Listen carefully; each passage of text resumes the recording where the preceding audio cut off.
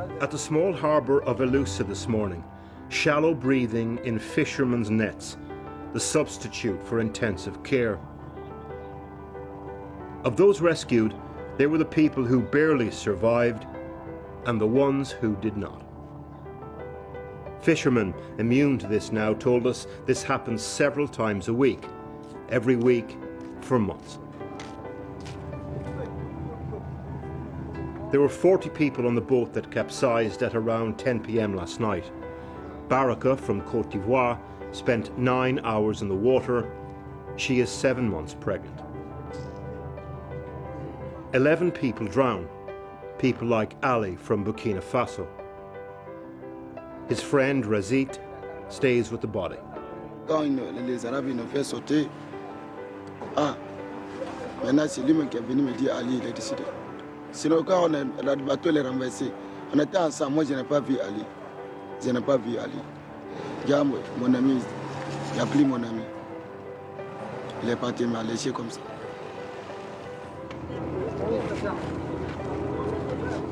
They were rescued about an hour before we arrived.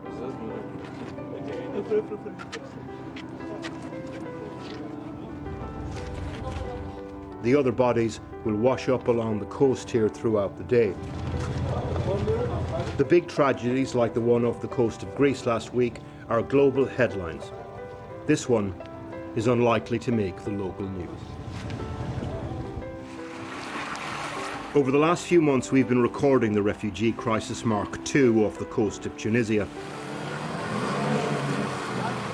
This boat, for example, trying in vain to outrun the Coast Guard.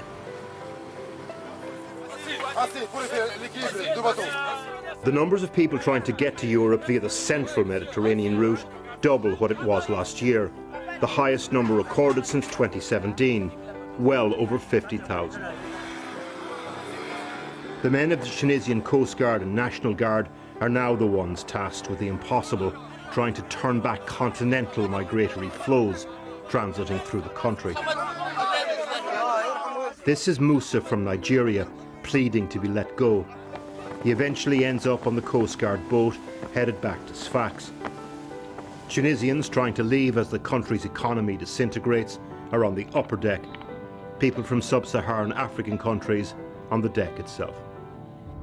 We met up with Musa a couple of days ago. So how many people live here, Musa? We are here, as you can see, we are six. We are seven. Okay. We are seven. Sorry. Along with thousands of others stopped from leaving, holed up in the squalor of unfinished properties throughout Sfax. Most of these men are from Maiduguri in northeast Nigeria. It's Boko Haram country. Their families are still there. For some, too much to bear. Are you okay? Yes. Good. These men are reluctant to leave the house. Gangs have been marauding through neighbourhoods like these targeting migrants, so Musa and his friends are struggling to find work on the black market, struggling to save the equivalent to the £500 they need to pay smugglers for the crossing again. If Musa ever does get enough, like thousands of others, he'll first be driven out into the vast coastal olive groves north of Sfax. We'll spend days camping in derelict buildings like these ones, waiting for the launch.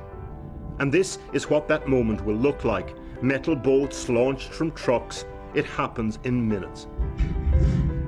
European countries are offering Tunisia millions to try to stop smuggling here. The problem with it is that the business is knitted into local economies here.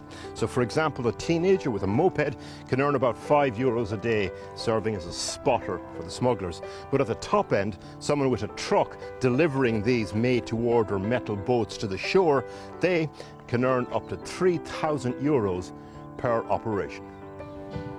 If Musa doesn't make it again next time, he will wait and save and try again.